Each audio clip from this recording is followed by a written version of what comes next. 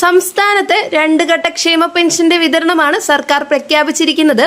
March 25 മുതൽ ആദ്യഘട്ടം, 31 മുതൽ രണ്ടാം ഘട്ടം എന്നിങ്ങനെ 2 ഘട്ടങ്ങളായി 4000 രൂപ നമ്മുടെ ബാങ്ക് അക്കൗണ്ടുകളിലേക്കും കൈകളിലേക്കും കൈമാറുമെന്നാണ് സർക്കാർ അറിയിപ്പ് വന്നിരിക്കുന്നത്. എന്നാൽ ഈ ധനസഹായം നാളിതുവരെ വിതരണം ആരംഭിച്ചിട്ടില്ല. ഒരുപാട് ആളുകൾക്ക് ആശങ്കകൾ തുടങ്ങിയിട്ടുണ്ട്. ഈ പെൻഷൻ വിതരണം എപ്പോഴാണ് ആരംഭിക്കുന്നത്, എന്തുകൊണ്ടാണ് ഇത് വൈകുന്നു എന്നിങ്ങനെ പല കാര്യങ്ങളാണ് നമ്മുടെ കമന്റ് ബോക്സിലൂടെയും ആളുകൾ ചോദിക്കുന്നത്. പെൻഷൻ വിതരണത്തിൽ സർക്കാരിന്റെ ഭാഗത്ത് നിലനിൽക്കുന്ന പ്രധാനപ്പെട്ട ചില കാര്യങ്ങളുണ്ട്. അത് നിങ്ങൾ എല്ലാവരും അറിഞ്ഞിരുന്നാൽ ഒരുപാട് ആശ്വാസകരമാകും.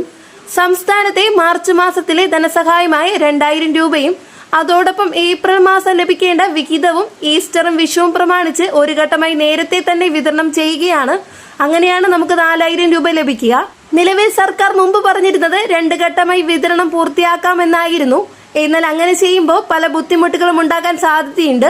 അതുമാത്രമല്ല, ഒരാഴ്ചയ്ക്കുള്ളിൽ തന്നെ അടുത്ത ഘട്ടം വീണ്ടും വിതരണം ചെയ്യേണ്ടതായിരിക്കും.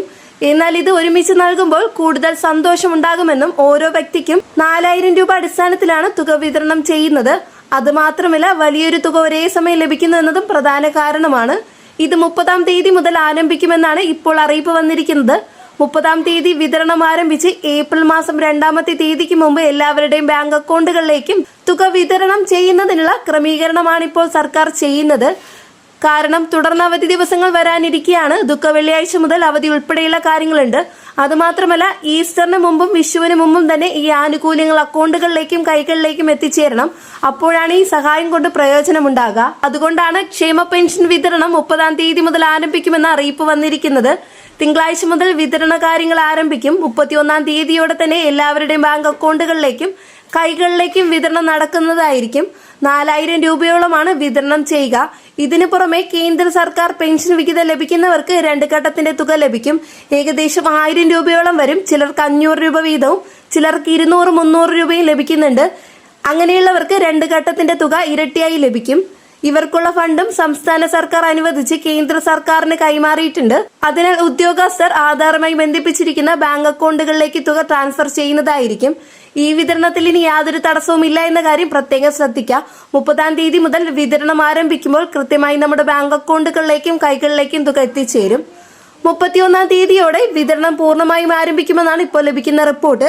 ഇതോടൊപ്പം നിർമ്മാണ തൊഴിലാളി ക്ഷേമനിധി ബോർഡിലെ അംഗങ്ങൾക്ക് ലഭിക്കേണ്ട പെൻഷൻ വിഹിതവും ഓരോ ജില്ലയിലേക്കും കൃത്യമായി ട്രാൻസ്ഫർ ചെയ്തിട്ടുണ്ട്. വൈകാതെ തന്നെ നമ്മുടെ അക്കൗണ്ടുകളിലേക്കും 5 ഘട്ടങ്ങൾ, അതായത് 8000 രൂപ ആദ്യമായി ലഭിക്കും. അടുത്തൊരു ഘട്ട വിതരണം കൂടി ഉണ്ടാകുമെന്ന അറിയിപ്പുകൾ വന്നിട്ടുണ്ട്.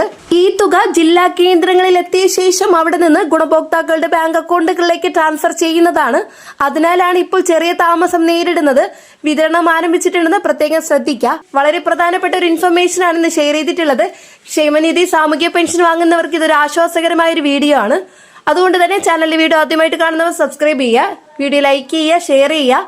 നെക്സ്റ്റ് ഒരു ഡെയിലി അപ്ഡേറ്റ്സുമായിട്ട് കാണാം. എല്ലാവർക്കും നന്ദി, നമസ്കാരം.